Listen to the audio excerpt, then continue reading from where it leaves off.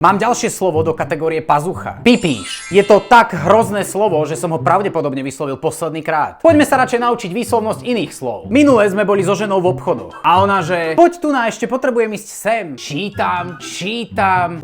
Locitane? Ločiten? Lositein? Nie, kamoško. Loxitán. Teraz, keď to doma takto správne povieš pred ženou, tak ti vyťaha pipíš až pod pazuchy. Sľúbil som, že už to nikdy nepoviem? Áno. Klamal som. To si píš.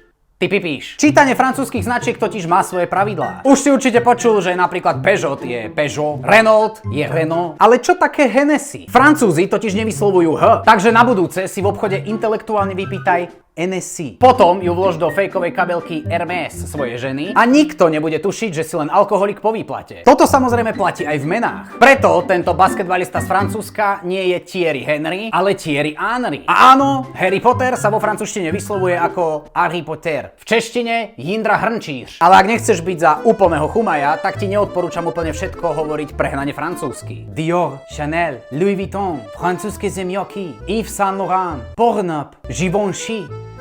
To znie tak japonsky.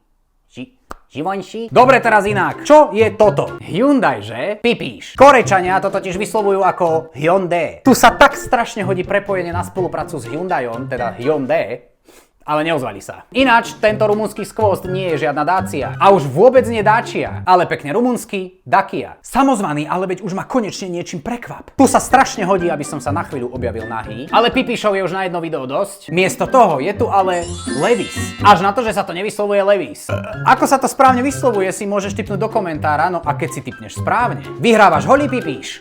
Robí to tak, že nikto nemôže povedať, že som samozvaný.